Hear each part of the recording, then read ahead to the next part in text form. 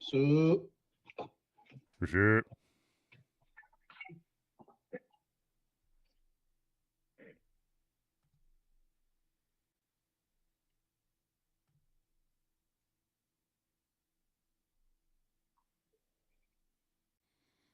All right. are you sure about that? I think so. Well, I'm glad you are, sir, because if you were not, then I don't know who would be. All I know is that I still haven't had my dinner yet because I was literally working until about 20 minutes ago. Was that before or after you had killed things in space? Well, see, I was doing load test all day. See, like press play, do the load test, and you just kind of had to wait for it to do its magic. Yep. Yep, I hear that. Yep. All right, yeah, so it's like that idle time. It's like, what do I do now? So not going to be, I'm going to be honest, I don't have a lot of topics. Okay. So one reason is because I've been playing the shit out of a certain game. The other is, since I was working almost all day, I didn't get a chance to look at the stories. However, we do have some content that we can talk about. Good. It was never a doubt, sir. There was never a doubt. I figured that you'd see it my way. Do I really have a choice? Sometimes. Oh, well then. All right, let me open up the Twitch. I keep moving, and I have to keep correcting myself on camera. Let's see I keep slowly sliding. All right, you need to call a Tad.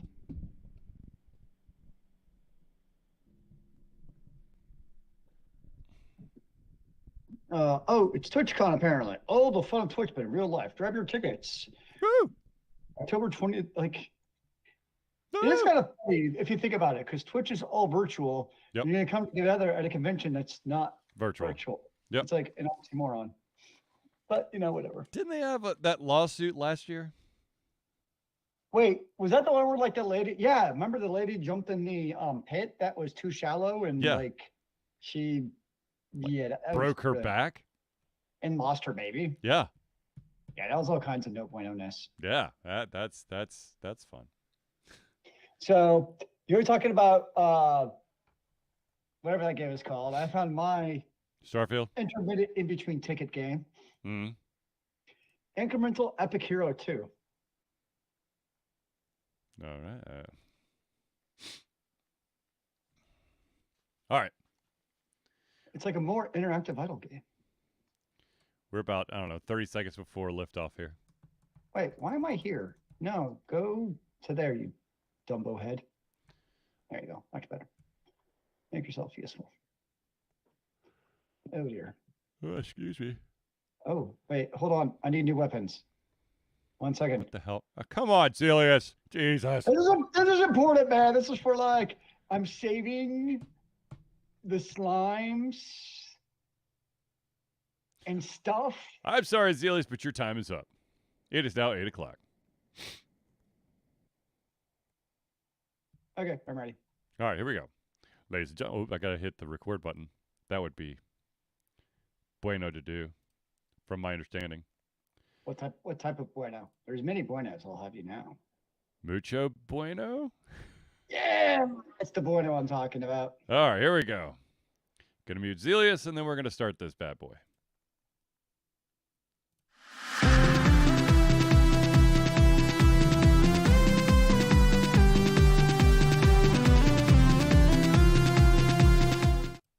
Hello, ladies and gentlemen, and welcome to another Dish Shelter Confusion Thursday night hangout.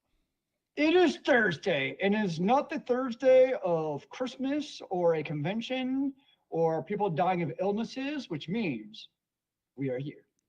Yes. So, ladies and gentlemen, I, of course, am your host, Charlie, and I'm joined once again by the prolific comer himself, Zelius. It is good to see you in the virtual world as well as the real world. But of course. Ladies and gentlemen, this is the Thursday Night Hangout. This is a live show where we try our best to cover the topics most important to you. If at any time during the show you have any topics or questions or opinions that you would like to express to us, all you got to do is drop it into the chat, be it on YouTube, Facebook, or Twitch, and we'll try to add it to the show. Now, of course, if we run out of time, we will add it to the very next show.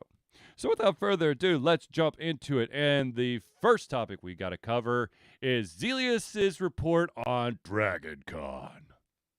Yeah, nope, Dragon Con was good. I will say they have capped it since 2019. So 2019 was like 85,000 people, and now they're capping around 65 to 70,000. And those couple thousand people do make a pretty big difference as far as the absolute craziness. It is still crazy for some of the stuff, like trying to get into the vendor hall on like Friday and Saturday is pretty absurd still. I heard our buddy Clark was at DragonCon. He said that he waited about 2.5 hours to get into the Ameris Mart. Yes, so if you come during the prime time, that is absolutely true. I went Friday morning. When it opened, waited about 45 minutes. And then on Saturday, because I went during the parade, I basically walked right in. Because I've seen the parade and I'm okay with that. So that was kind of my strategy, because I knew if like I didn't go Saturday morning during the parade, I probably wasn't going to go because the line's just bonkers after that. Yeah. I do know what was interesting is on, I forget if it was Friday or Saturday because the days just kind of meld together. But one of those 2 days, it was like basically the fire marshal is definitely limiting the number of patrons because it all comes down to what's the fire marshal allowed. That's what it is. And apparently one of the 2 days was like super limited and the vendors were not happy about it because like they noticed like a marked decline in the actual sales and just because a lot of the vendors who go there, I mean, they're there every year, so they kind of know what to expect. Right. And like they all were like, where is everyone? Gotta hope it was on Friday and not Saturday. I can't remember which day was which anymore, but yeah, one of those 2 days, it was definitely like they were not letting. And I mean, there was a line the entire time outside, so they could have let in more people. So it's like basically Thursday, Friday, Saturday, Sunday, like there was a line out of America's Mart, no matter what. But one of those days, like they didn't let enough people in basically the entire day is what it comes down to. Which for the patrons is kind of nice because you're not like shoulder to shoulder. But for a lot of these vendors who like they have a expected income from DragonCon from years of experience, when they're making like half of that. Yeah. And it's not because people aren't spending money, it's because they're not letting the normal amount of patrons into America's Mart. I could see why that's frustrating. Yeah. I too could see that. So since it's the writer strike still going, and the actor strike, what exactly were they allowed to do at the convention? So basically, the one that had Elijah Wood and Samwise Gamgee, because I never remember his real name. It's Sean Astin. Thank you. Yep. So their panel, I know, was like basically if you got to like the line with like an hour before the panel, you weren't making it in. Like that was the one panel that was ridiculous. So I went to the one based around the 100. So it was most of the main actors from the 100 TV series, which if you all don't know what it is, it's a very sci-fi type of teenage angst, basically set in space. Good show. But basically, they're not allowed to reference anything that struck work, meaning, I mean, the 100 is not produced anymore, but it's still considered struck, even to the point where they could not talk about like what their favorite shows that they've been in or even that they watch. Like they just can't. Why would your favorite shows that you watch be a violation? That seems I a don't little know. weird. They were not allowed to talk. And even like, there was a couple of times where like one of the actresses was like, "Yep," and then I won the 100. And as soon as she said it, she was like, "Oh, hope my lawyer didn't see that." Um, like because they were talking about like they were riding a horse one day out in the field, and this stuff happened, obviously in reference to something that happened on the show. Um, and then she actually said the 100, and like you're definitely like that was obvious. You're not allowed to say it. But what they did, which as a panelist at conventions, I have mixed feelings about, Mm-hmm. is so because our big question was like, okay, how are you getting around customer or not like patron questions, right? Right. And what they did, which made perfect sense for this, was we submitted questions on Discord, and then the Mm-hmm. moderator basically filtered and asked those questions. Mm-hmm. So that they would ask questions, obviously not. They weren't even be like, "So, what was your favorite thing that happened when the 100?" Because you just can't ask that. Right. And so that's how they did it. So those questions, like, actually, one question was probably the best response was, "What was some of your most interesting or failed auditions?" Mm-hmm. Well, that they could talk about because they weren't actually talking about TV shows. Right. But some of them were like, "What is a special talent you have?" or "What is your favorite karaoke song?" So How it was about very favorite catered food? That's probably illegal as pretty well. close. So it was more questions like that. Mm-hmm. So it was, I mean, it was interesting in that regard, where like it was definitely much more of a personal take on it Mm-hmm. versus the stories from the show, which I have it's not a negative thing because I totally get it. It's not like you have anything against the actors for it because I support them what they're doing. Right. But normally, if you're going to see a panel about the 100 You with want all to the talk actual about the 100? I want to hear about the 100. Yeah. So what I heard is fascinating. And it was kind of like, eh. But what I found interesting is afterwards, so there was a Facebook post talking about it, about not this one, just in general, that a lot of people liked the whole. I got to get your thoughts on this. A lot of people liked the whole idea of the Discord way of doing question and answering for two main reasons. One is it kind of expedites the process because it's much more kind of bang bang, and it really does eliminate a lot of the. So if you've been to like, I remember like when I went to the David Tennant one, like literally half of the people in the line were like, "Oh, I love you so much. You're my," like they literally spend like 2 minutes talking about how much they love them. And after a while, like, okay, you get it. Like we get it. We're all here. We love them. Yeah. Get to the interesting stuff. So I totally get that. Like that's a complete waste of time for every person to do that and try to get a hug from the actor. But I also feel like if this becomes a trend, I also kind of don't like it because part of the beauty of panels in general is that moderator and or panelist slash patron direct interaction. We're like, I'm actually going there, I'm staying in line, and I'm directly asking David Tennant or somebody from the 100 like a direct question. Mm-hmm. It's just a very different, and even as an audience member, I feel like it's a different way of interacting with the who are famous people. It's like we're like the normal people actually talking to these famous people versus like just the moderator asking the questions does give a very different kind of feel to it. So I want to get like you've been to tons of conventions, you've been panelists, you've sat in, as an audience member. What do you kind of think of that idea for? I'm talking more popular panels. Like if it's like probably less than 100 people coming to a panel, it doesn't make sense to do that. But like bigger panels, that's where I could see something like this starting to happen. Like main stage panels. Yeah, more main stage panels. That's where I could see this type of trend happening. So, okay, so just for a little bit of extra clarification, let's say that you submit a question to the Discord. Does the moderator give you credit for the question or just ask the question? Good question. So what was interesting was at our panel specifically, he would be like, "Hey, who is Zelius in the audience?" And the person would be like, "Me." Mm-hmm. And the actors were actually really cool. And they were like, "Dude," like they were kind of directly related to that person or like give them a high five, like virtual. So there was some of that, which I do think helped alleviate my concern. Yeah. But definitely reading Facebook was very obvious that some of the panels that did not happen. It was literally just, and the next question. So to your point, which might be you're going with it, I do think what we had was kind of a happy medium between the two. Mm. See, I think, I totally believe that.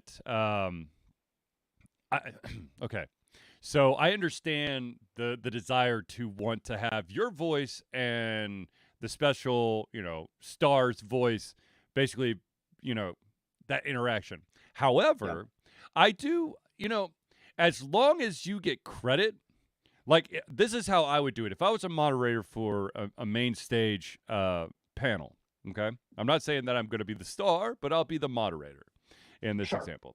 Um, I would want to give one, uh, you know, I would want the individual who submitted the question to stand up, and I would Yep. also give them credit for the question so that the panelists can look at that person while they're answering. Because I think that's part of it is that you're making eye contact with this like legendary star. But that Yeah. being said, you're right. There are a lot of people who just gush and or their question turns out to be like a 17-part novel. And, so instead of being able to answer 20 questions, this person's able to answer like 3 because you have 2 people who decide to give their life story about how they got here and how this person was an inspiration. Not that that's a bad thing, but I'm going to be totally honest with you. If you want to go that route, write that star a letter. Okay? Yep. Don't go up to the mic and just take up all the time. I think that it has merit because now, especially if the moderator focuses on the individual who actually submitted it, now a lot more voices are going to be heard, and it also takes care of the plethora of the same fucking questions, slightly adjusted for being asked. Okay, so one smart thing that I had actually not seen before Mm-hmm. was so I went to a panel based around Diablo 4. So Okay. some of the it's the story writers. So Okay. they're all like the quest writers Mm-hmm. and some of like the lore masters of Diablo 4 were there giving a panel. Mm-hmm. And they made it very clear from the beginning that like we're not the developers. So and they're also obviously, NDA'd out the ass. Yeah. Yeah. So like asking what the next, quest line or what the next class is, like we're A, we can't answer that, and B, we honestly don't know the answer because we're quest writers. Like, Right. the Master for some high are not deigning to come talk to us about the new paladin character who's coming. I'm Yeah. just saying paladins. At some point, Diablo 4 will have a paladin. Obviously. Um, so, but what happened is after like the first question or two, Mm-hmm. one of the volunteers got a light bulb and started asking each person in line what the question was, Mm-hmm. and actually kicked a few people out of line because either A, it was about something that like is going to happen in the future, which you aren't allowed to ask Right. because of good reasons, Yeah. or like somebody else in line already had that question. Mm-hmm. So I was like, that was smart because you're right. Most of the time there are tons of repeated questions. So I did appreciate that one of the volunteers did kind of take the initiative to do that and Mm-hmm. filter out a bunch of the pointless questions that we did not need asked. Okay. The other thing is, hopefully, the moderator for the panel is knowledgeable and is able to weed out those questions that they know, are questions that one the panelists can't answer, or two, repeat. But Well, it's tricky because at Dragon Con, it's so the panel, so normally the moderator themselves, like sitting up on the table, yeah. either they're intimate, like this, like the moderator for this one works for Diablo, works for Blizzard. Mm-hmm. So he's not the one out interacting with us. It was actually a Dragon Con volunteer. Gotcha. It was a normal tech ops person Right, but I think who took it upon himself to do this. right. I'm thinking more of the main stage where they're Yeah, filtering yeah. through Discord. Oh yeah, definitely for the Discord. Yeah, 100%. I Yeah. would agree. And my assumption would be for like, especially the TV show ones, there was probably a conversation with the moderator and the actors of like, okay, this is what we can and cannot talk about. Yeah. To kind of clear up that. Because there is probably some like, how close can you come to talking about TV shows without talking about TV shows? Right. Because like in the 100 one, they could talk about stuff they tried out for. They did talk about a specific, without actually saying the show's name, they talked about a specific incident that happened at a show involving a horse riding around. Mm-hmm. And we all like, if you've seen the show, you know exactly what they're talking about, but they didn't actually say like any character names, right, or anything like that. Right. So there's definitely that line as far as like how far can you go? And I think for good reason, they're not going to ask questions that even come close to that line. Like I totally get it. It doesn't make any sense to skirt that line. Right. So generally speaking, they didn't really have a whole lot to do directly with their experience of the TV show itself. Mm-hmm.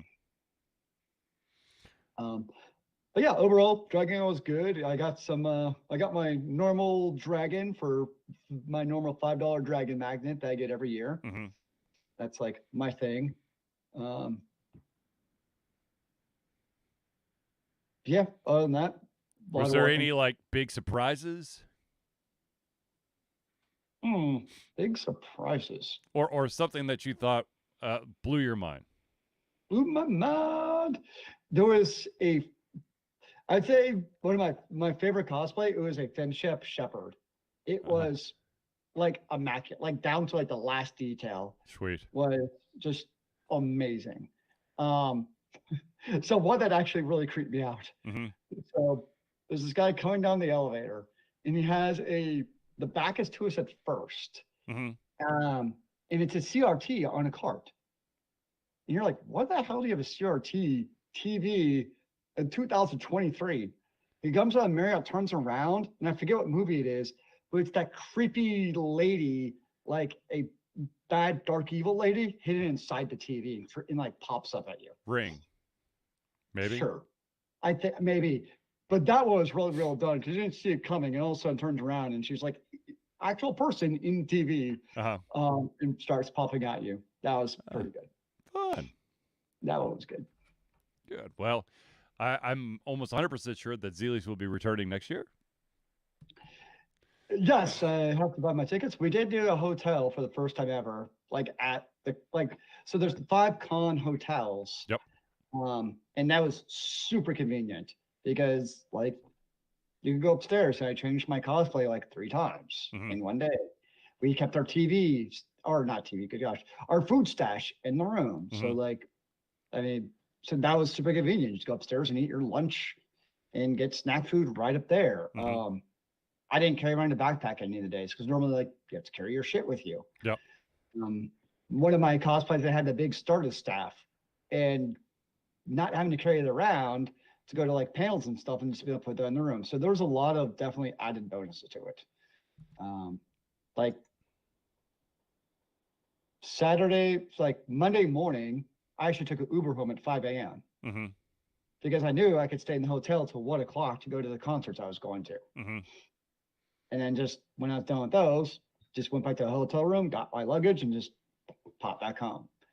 So there are definitely some conveniences in that regard. Right on. But yes, I will definitely be buying tickets for next year. Wunderbar. All right. So, now that we have Zelius's report on Dragon Con, let's talk about some other stuff.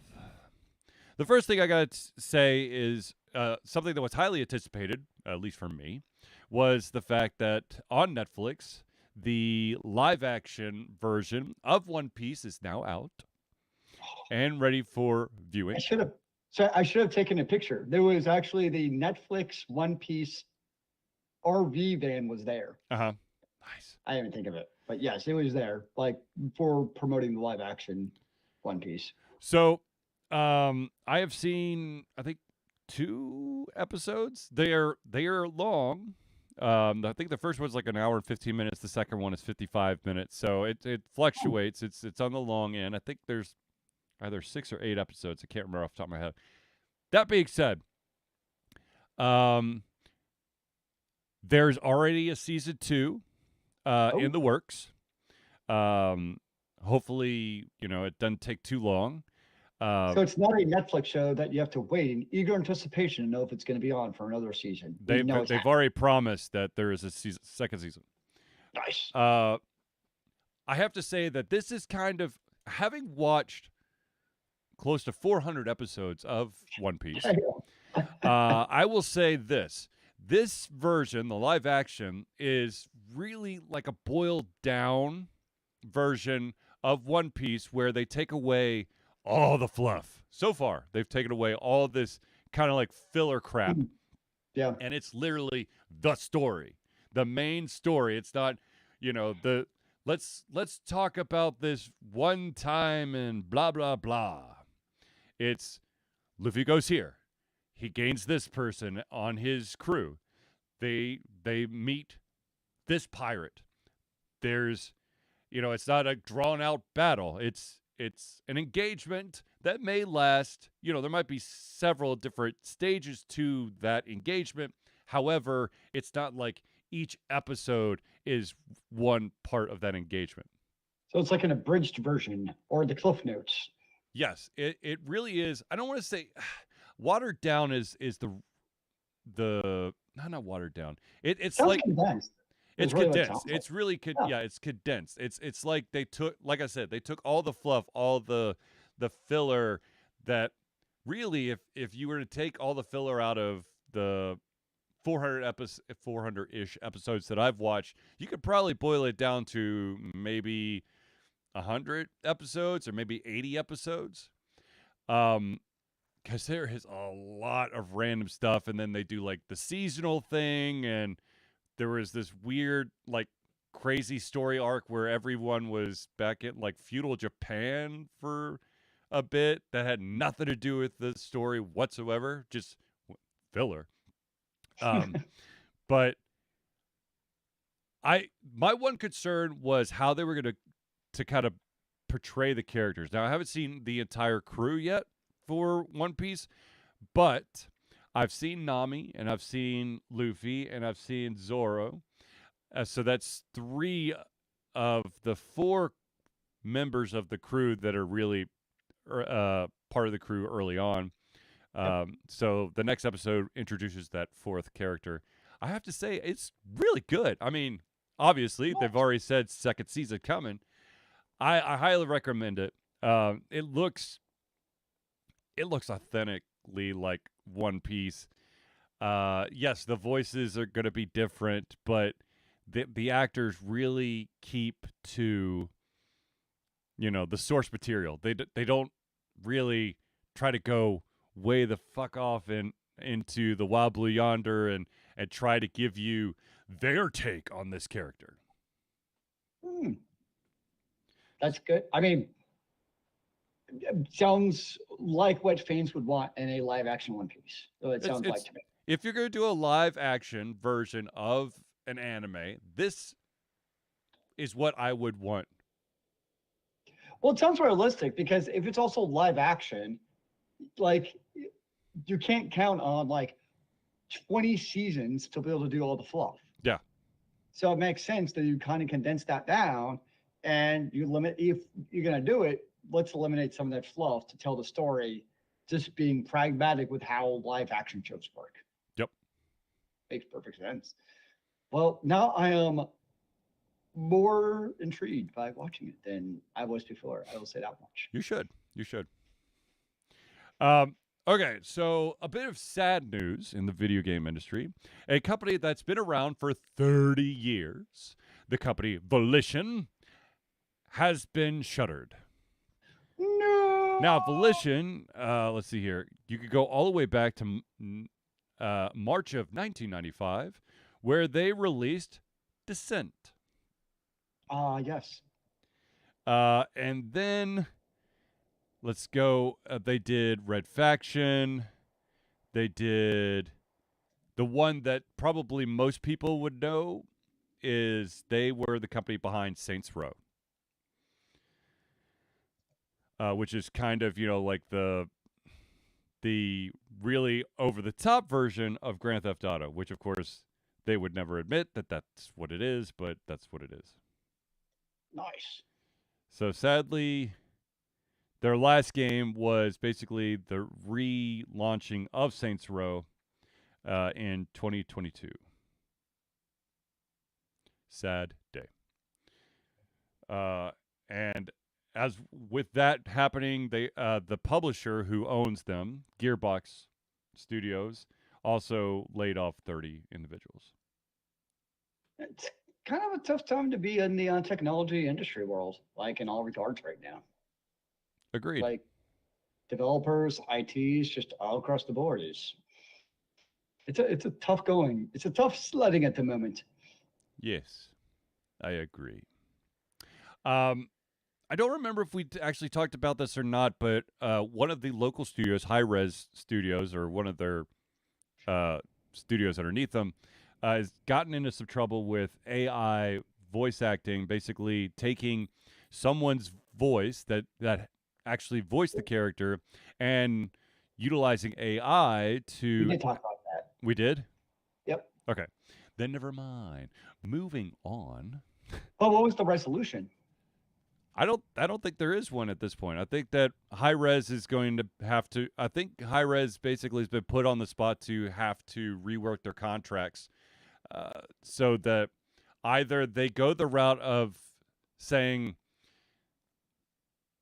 we will use your own voice exclusively, or you get to do the original voicing, but any additional work or any additional dialogue we get to use your voice with an AI generator. They'll probably have to get more specific on the contract. And to be honest with you, that kind of works out on both sides so that there's no ambiguity. So well, I mean, it really works out for the voice actor, because now the voice actor knows either what they're really signing up for.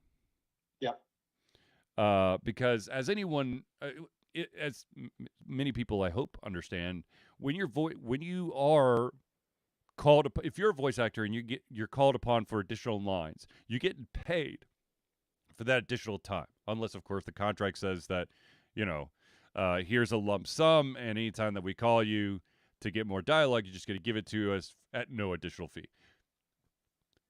Contracts are tricky, and they can either kill you or make you rich. So if anyone out there, ever has to sign a contract, make sure that you actually read it over and don't blindly sign it. The worst contract screw up is by a now famous company called Penny Arcade, where when they decided to publish their first ever collection of webcomics, they didn't read the contract. They thought in good faith that the publisher was just going to publish the comics for them. It turns out that they accidentally signed away the rights to the Penny Arcade name and all the comics, and they had to get into legal battle to basically regain their stuff.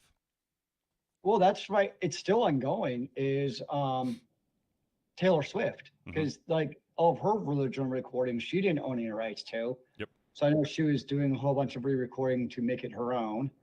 There was actually a story the other day, which we'll see probably more of. It was a college football player who basically signed an NIL agreement for it was somewhere around $500,000. I forget what it was. Mm-hmm. But then when he became a professional, he then owed some crazy percentage, like 15 or 20% of all of his future income as an NFL player pre-tax. Oh. Yes. Yeah. Contracts. Read them. I know he was suing based on basically predatory lending practices. Mm-hmm. But if you sign the contract, I mean, I'm not a lawyer. I don't know. It's legally binding. So there's but yes, you're right. It's contracts are a thing. Yes, they Yeah, are. you got to be, especially if you own, the rights, if you want to own the rights to your own personal baby, you gotta be careful. Indeed. Indeed. All right. So, ladies and gentlemen, before we go to the next topic, we're going to basically give some love and attention to those individuals who help Alter Confusion be the Alter Confusion that you love and adore. And so, ladies and gentlemen, I've got to, I have to take time out to tell you about the friends of the show. The first friend of the show, of course, is the Indie Cluster. The Indie Cluster is an organization of independent game developers that want to gain exposure by being involved in the community. They collectively journey to popular conferences as a traveling booth to help gain attention for their games. They make partnerships in local communities and bring games to the mainstream mindset. They highlight local, unusual, and rare concepts to challenge the paradigm of the common. They also host events to teach kids and minority groups about game development to hopefully one day enter the industry themselves. For more information, go to indiecluster.com.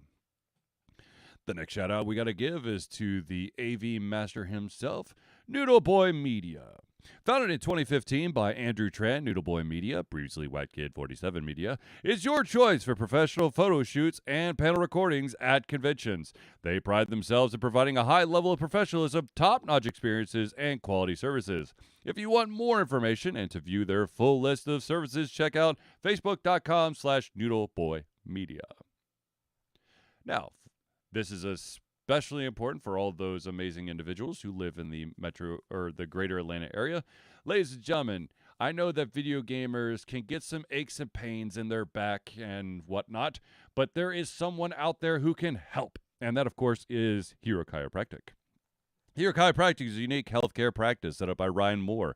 The company's focus to elevate a patient's experience of freedom, creative expression, and joy. They believe that everyone can be a hero and has incredible heroic potential inside themselves waiting to be unleashed. Hero Chiropractic focuses on mobile chiropractic care in the greater Atlanta area. They are committed to healing clients by creating a plan of action uniquely suited for each person. They make that plan of action as convenient and affordable as possible and, most importantly, suited to your individual needs.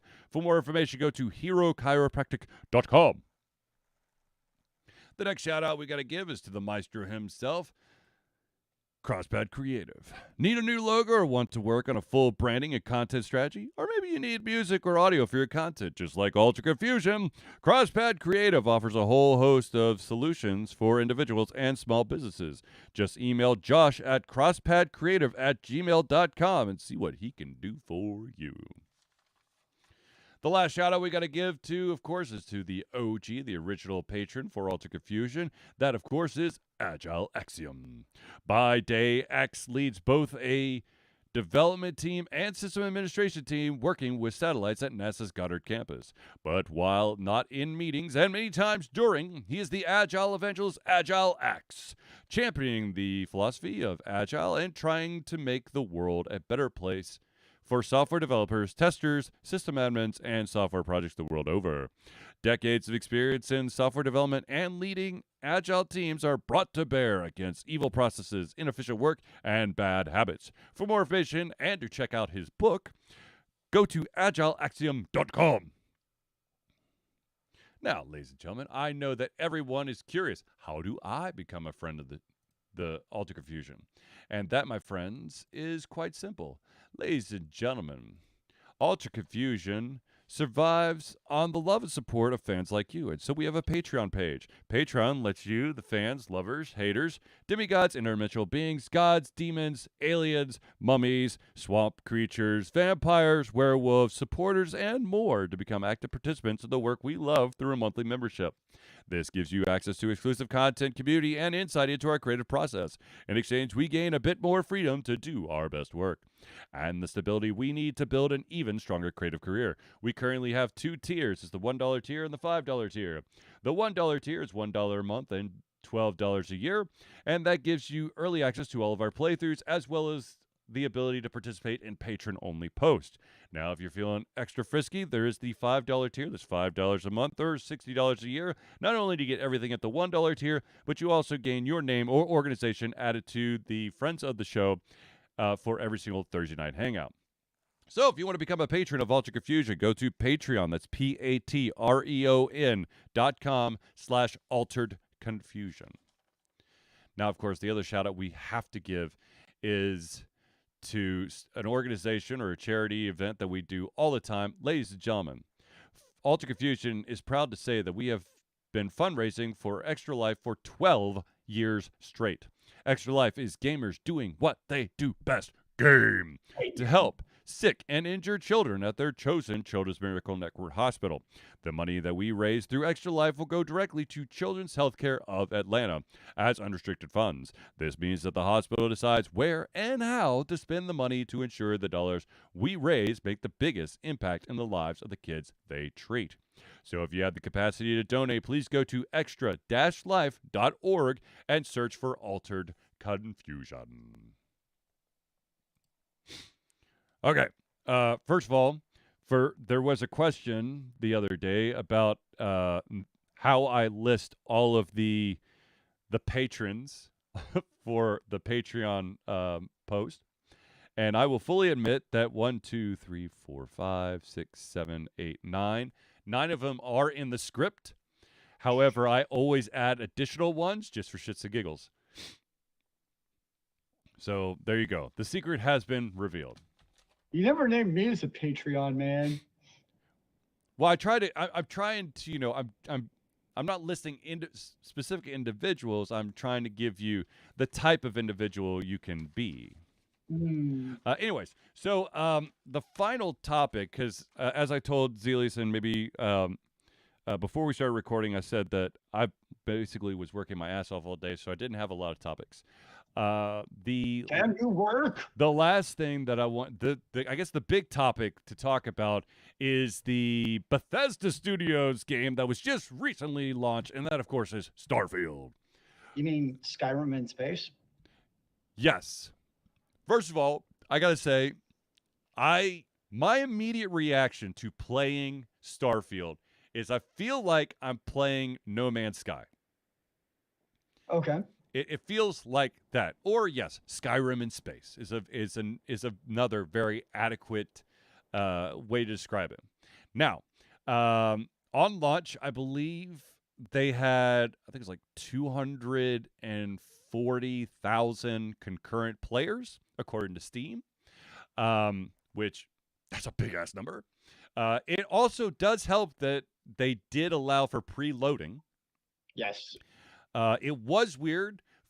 I will totally say that it was weird that the game was available on the whatever it was, the 5th. However, it was not until like 8 o'clock Eastern Standard Time on that date. So I was watching the clock, and then when the release time actually hit, the button didn't go green. So I was like, I want to play. I want to play. And like, if you went to the actual store page, it gave you the option to play. If you clicked on the play, it said this title is unavailable right now. And so like, I Googled it, and it turns out that the way to fix it was you had to close down Steam completely and then open it back up, and then it would become available. One of those. Yes. Now, there is quite a bit of content to the game, fully admit. I would imagine.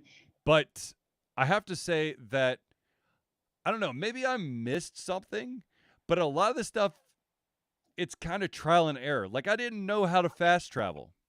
And then, and I guess, like, they do have a very, like, large library of help notes. It's, of course, in your main menu.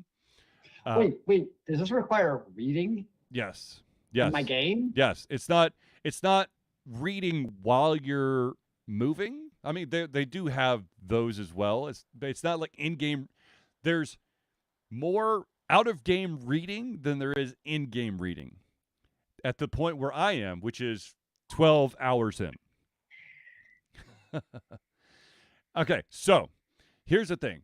I keep seeing all these things like someone created this spacecraft in Starfield. I have no idea how to change my ship. Like, I bought new pieces for the ship, and I'm going, all right, they're gonna automatically install those. Nope. They're like, you can find them. We'll store them for you until you're ready to add them to the ship. But I'm like, no, I bought them to add them. I still can't figure it out. Is one of those cases where the pieces for your starship like are in your backpack and you're carrying around your backpack with the starship in it? No. Oh, No, thankfully no. However, that's funny.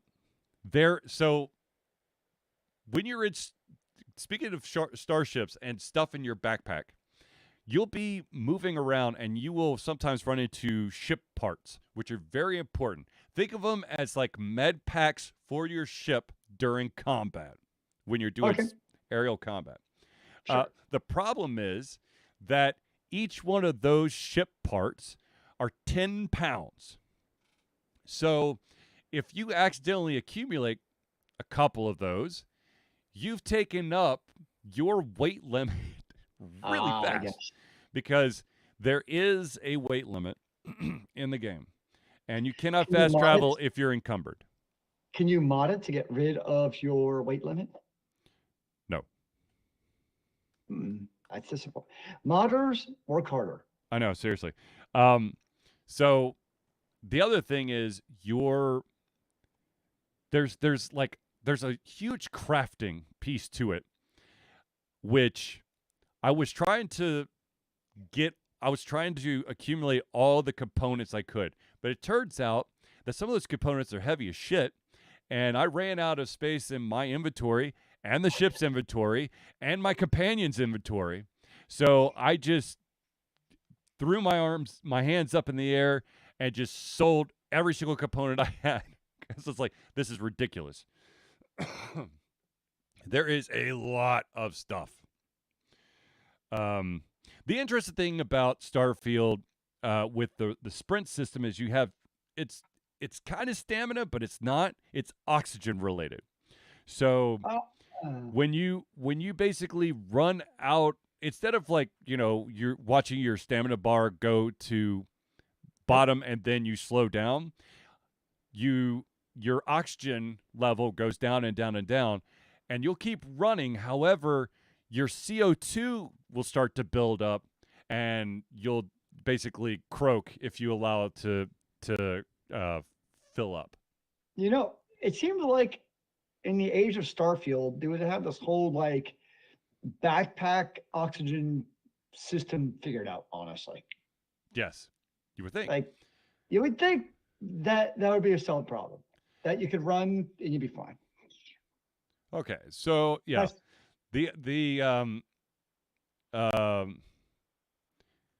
basically my biggest gripe is they're throwing you into the deep end.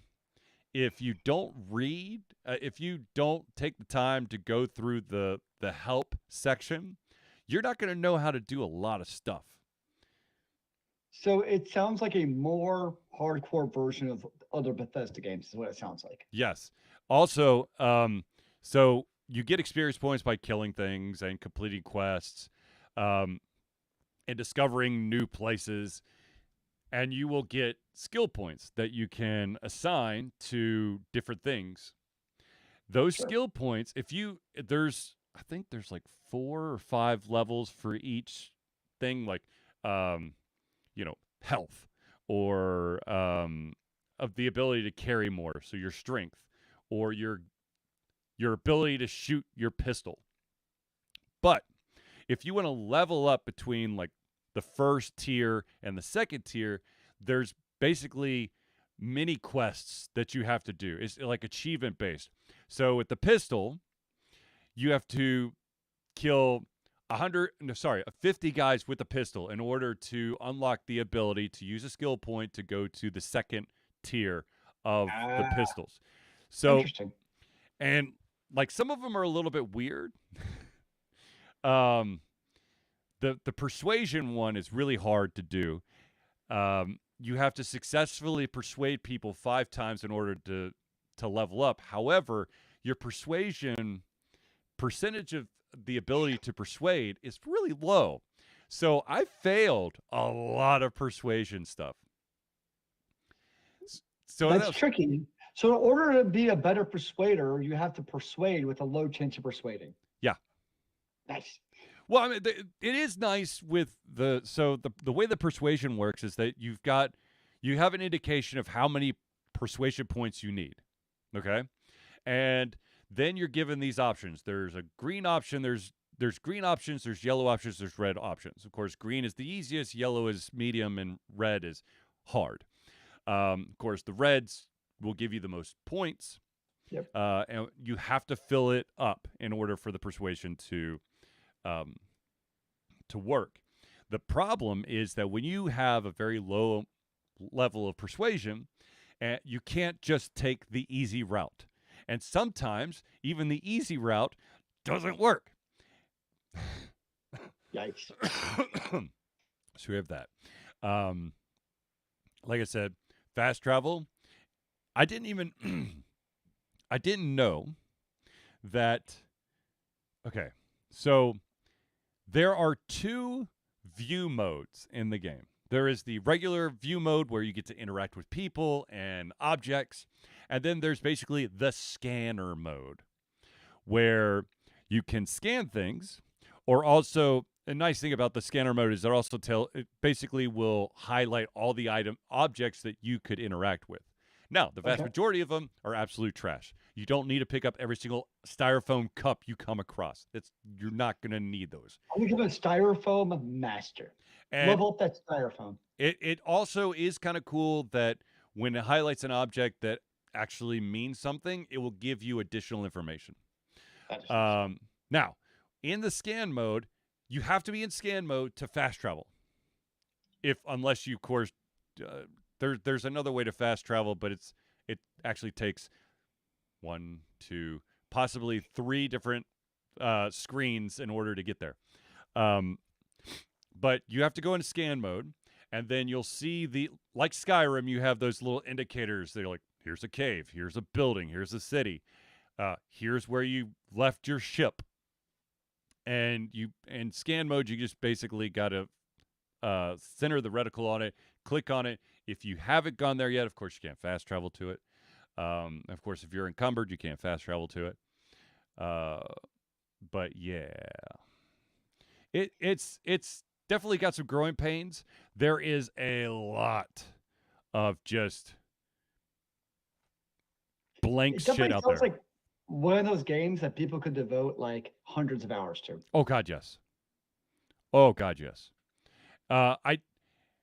I do like the fact that you could be walking through a city and someone will be like, "Man, this person is just they're having problems, but no one wants to help them." And then all of a sudden you basically get a you should talk to this person type of thing. So you don't have to interact with everyone to get quests. Sometimes you'll just overhear a quest and then you can just take it on if you want to. It does sound like, though, that the depth of the game is more about all the stuff that's in it than it is then spending 20 hours to level up to just go finally defeat the final boss. Yes. Speaking of final bosses, I did finally beat Legend of Zelda, Tears of the Kingdom. Thank you. That was a bitch and a half. But what finally got you past you were talking about the dark stuff that kept on killing you. Yeah, the gloom. The gloom. So basically what I did is I made a bunch of food that reduces gloom. And then I literally just sprinted through all the enemies. I didn't even try to attack them. Or if I had to, I tried to find ingenious ways of not getting touched because all those damn monsters were going to add gloom damage to you. Yep. And then I faced off against Ganondorf. And there are 3 iterations of Ganondorf that you have to fight. Of course. And personally, if I had to rate the difficulty of each version, I would 1 being the most difficult and 3 being the least. I would say it was 2, 1, 3. Okay. The middle one was the toughest. The third one, the final form, was the easiest. So at least if you know you got past the second phase, you can probably beat the third phase. Yes. And how many times did you have to face him to figure out how to beat him? Amazingly enough, first run. Nice. Yeah. I don't know how, but I did it the first run. Did you have sweaty palms? Huh? Did you have sweaty palms? Yes. And I also had a cheering section because my youngest son was there cheering me on.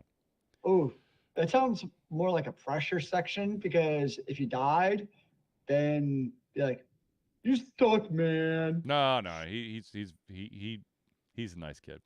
No, that would have just been me. Yeah. Yeah, there you go.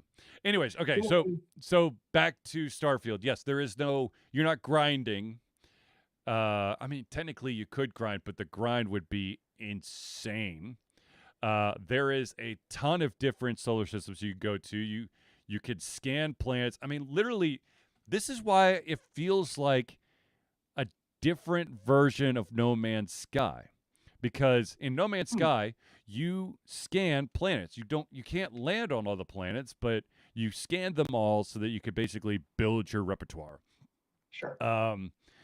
In Starfield, you scan all the planets.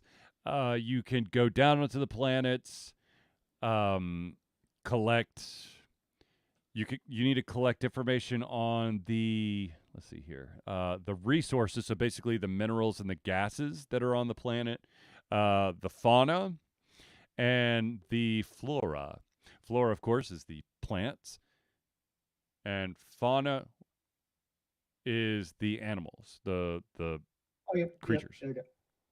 And it's not one scan and you're done. Well, the resources, it's one scan and you're done. But like the flora and the creatures, you have to do multiple scans, and you can't just scan the same thing over and over again, which I don't understand why you can't do that, because, it's the same thing. It's just in a different location. This is the same tree. It's the same type of tree, but it's 30 feet over that way.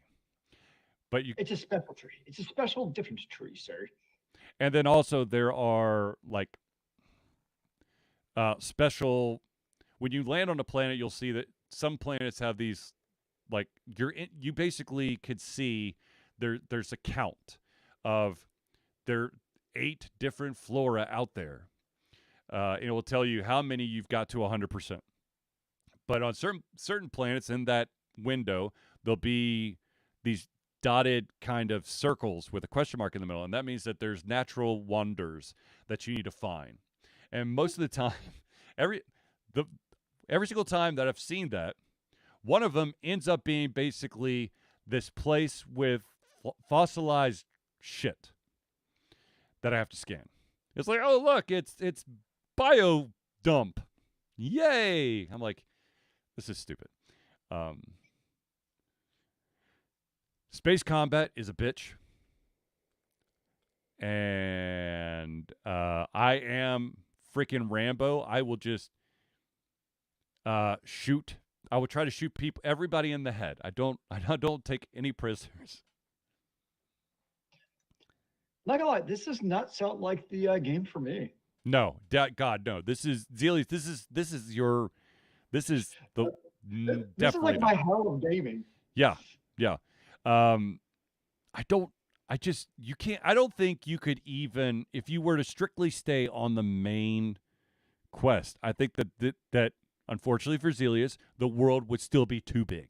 The game world would be too big. Just on one world. Oh dear God, I'm gonna get the shakes just thinking about it. You have to go. There's so much travel. So, question for you. Yes, sir. Because a couple of weeks ago, we were talking about the upcoming war between Baldur's Gate 3 and Starfield. Mm-hmm. Why did you choose? I'm assuming, do you have Baldur's Gate 3? No, I do not. So, what made you choose Starfield over Baldur's Gate 3 for the time being, at least? To be honest with you, I needed something different. I think because I had put so much time and effort into Legend of Zelda, Baldur's Gate, yes, it's different than Legend of Zelda, but it's still, swords and magic and that stuff. I needed something different. Now, that being said, I am splitting my time. I would say that Starfield's taken about 75% of my gaming. The other 25% is I finally decided to start playing the game Dredge, which is it's kind of like a Lovecraftian fishing game is how I would describe it. Well, it's a Lovecraftian fishing game with inventory Tetris. And oh my God, is it inventory Tetris? Different fish take up different amounts of spots on your boat. You also will want to salvage or dredge certain areas to gain components that will allow you to upgrade the amount, the size of your boat, the amount of, or the size of how big your fishing rod can be, or your boat motor, or your light, which is very important in dredge, because you do not want to be caught too long in the dark, because that's when all the crazy, spooky creatures come out. Also, I found out that if you don't sleep, you will go crazy. So, huh? Like every game, it seems like nowadays, like RPG or MMO has fishing in it. Yep. And normally, I hate fishing because it's literally the same monotonous thing over and over. But I'm thinking it sounds like an MMO. Like in World of Warcraft or Final Fantasy or something needs to take like Dredge, put it into their MMO. Like they should make fishing great again. Yeah, I said what there. Make fishing great again and an MMO. You know, the one thing that bugs me about Dredge is the simple fact of your ship. There is a very good chance that if you're not paying attention, your ship will accidentally bounce off of the rock in the middle of the sea or the coastline, and it will damage your ship. That sounds reasonable. And that's one of the things is when you damage your ship, it actually damages one of your inventory spots. Oh. So you could have a very important item, and the computer has decided that where your very important item was where you took damage, and so it drops into the sea. Oh, that's unfortunate. Yes, it is. Yeah. Yeah, I got nothing for you on that one. Yeah. So, yeah. But like I said, I'm playing as Zelius can attest, I might have been playing some Starfield today. On every platform minus Facebook. And so I've like I said, I've got 12 hours already in. And I still don't know how I feel about it. I really don't. I finally have kind of figured out space combat, because oh my God, dude, I can't tell you, like, what was supposed to be apparently an easy battle, I got my ass whooped 3 straight times, and then I got really lucky. Because once again, I don't know how to build the better ship. So I've got the starter ship, and that's it. I mean, you could just go on YouTube and get like a 5-minute tutorial on how to do it. I'm sure they exist. True. And at some point, I think I'm going to have to just bite the bullet and do that, because yeah, oh my God. I don't know. It's mind-bogglingly crazy. And Zelius, are you looking it up right now? Yes, here is hold on, there we go. Oh, how to build your first ship in, oh wait, no, I don't want the audio though. Here you go. How to build your first ship in Starfield. I have no idea if it's any good, but it had 300,000 views. So it had to be done right. I will copy and paste this and look at it afterwards. And it's how to build your first ship, not just any ship, but your first ship. It sounds very important to the game. I got you. So, But So anyways. it's kind of funny, but it's funny though, because if you think about it, like a game like, okay, so take a game like Starfield, right? Mm-hmm. In a way, it sounds like the depth of it, because it sounds like there's a lot of legitimate depth of it. Isn't that basically what Star Citizen was trying to do? Yes, that's the other thing that is kind of like tickling the back of my head. It's like, so this is Star Citizen if it actually truly 100% came out. Maybe. Yeah, I don't know. I mean that's kind of funny. It's like, I mean, this game. I mean, obviously it's been in production for a number of years, Yeah. but without like the bamboozling of hundreds of millions of dollars from Patreons or whatever, Yeah. they still produce basically that game that it promised to be. Yeah. So the other big question is, because the other big promise from Starfield was there won't be many bugs because we're investing literally every QA into bug reductions. Mm-hmm. So how are the bugs? The only bug that bugs, or maybe the feature or whatever you want to call it, there are times where you'll be having a conversation or trying to have a conversation with an NPC, and all of a sudden, two of your like crewmates will have a conversation, and so both of them are the same volume, very audible, and you're just like, Jesus, thank God I have subtitles on. Otherwise, I would not know who was talking. So that randomly made me think of a moment from the Diablo 4 Dragon Con panel because it had to do with conversations from quest lines. So when you're in Diablo 4, probably not too dissimilar from what you're talking about. Sometimes when we walk by NPCs, they'll start talking and you'll see like a little like marker of like, oh, there's a quest here. But sometimes you want to do it. The problem is, at least to me, like I'm doing other stuff like the main story or I'm grinding hell ties, whatever. Like I don't want to do your quest right now. I really don't care that your family is lost out there in the great big evil. Go fix it yourself, damn it. Yeah. The problem is it's right next to the bloody blacksmith. So every time you go to like, turn over all of your gear, you're hearing the stupid quest line every single time you go there. And at the panel, one of the guys on the panel was like, because it's broken up to 6 areas. One of the guys was like the main dude in charge of one of the 6 areas. It was like, yep, I'm very proud I'm the guy who's in charge of like making these NPCs with the quest. So when you walk by them, you hear them. And I think it gives great immersion to the game. Every time you walk by them, it lets you know that there's a quest from their just regular casual dialogue as a person living in the world. And I want to be like, I hate you because it annoys me every time I walk by the person, like I actually mute my game with my keyboard when I'm walking by because I know it's going to happen.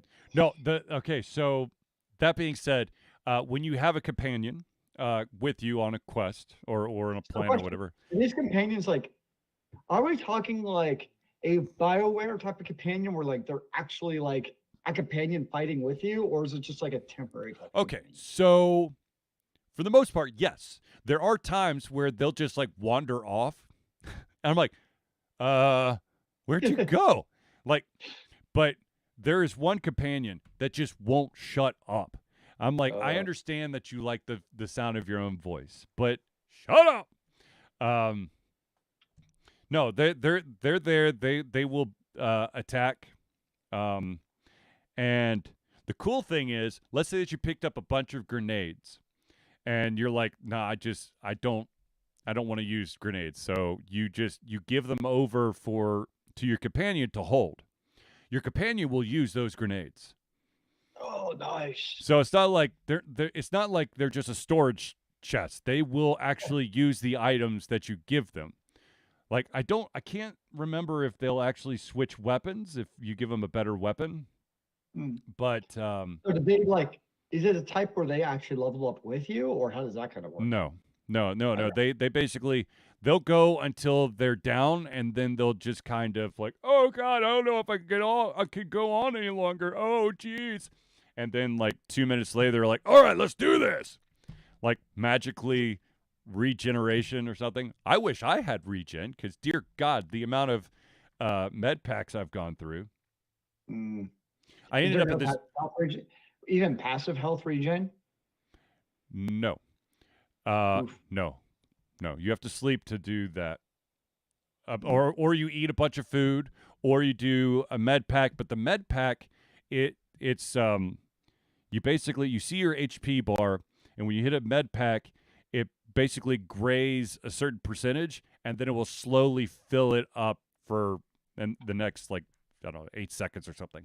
So it's Gotcha. not an immediate effect. Now you can eat food, but the food is like, if you eat this now, it will give you 5 health, which means absolutely jack squat, because you'll have, like, I don't know. I'm gonna make this up. I don't know if it's actually true, but let's just say that you had 400 health. So 5 Yeah. health. Let's say you're down to 125.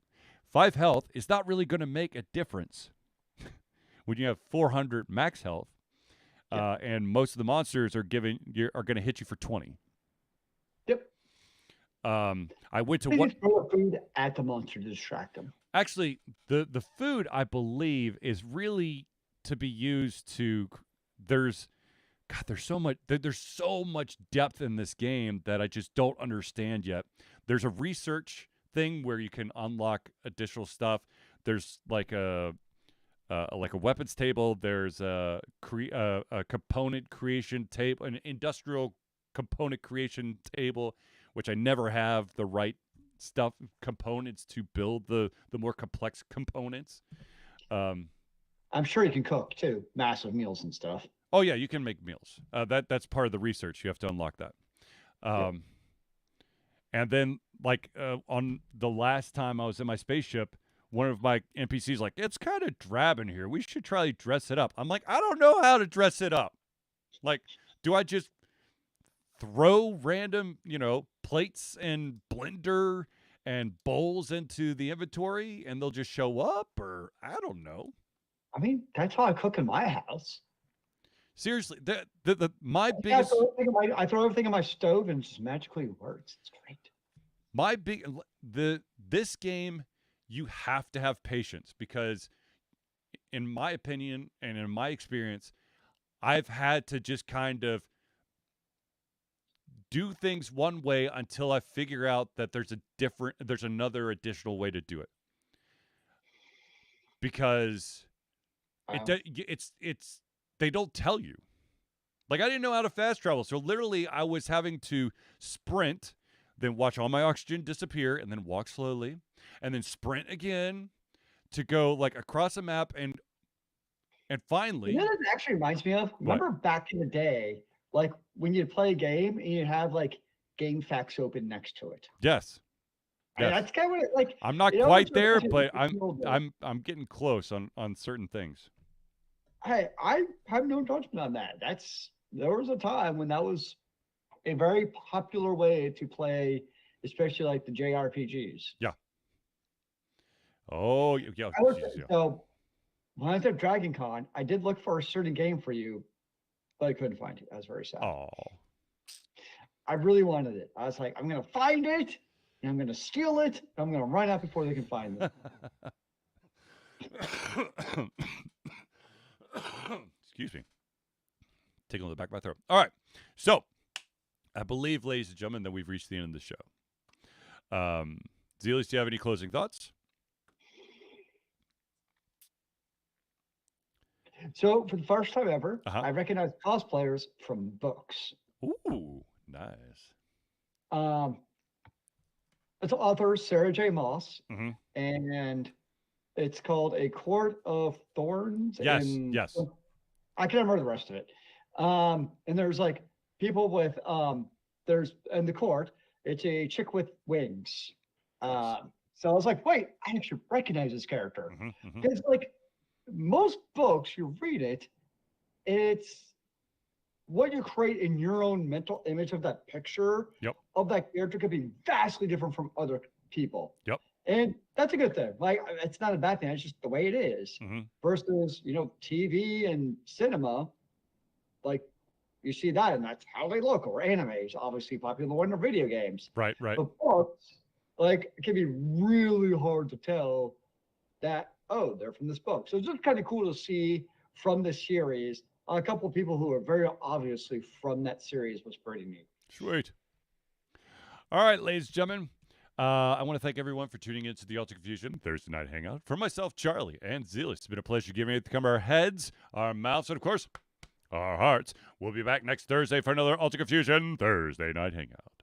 And remember, kids, keep on gaming in the free world. Amen to that, brother.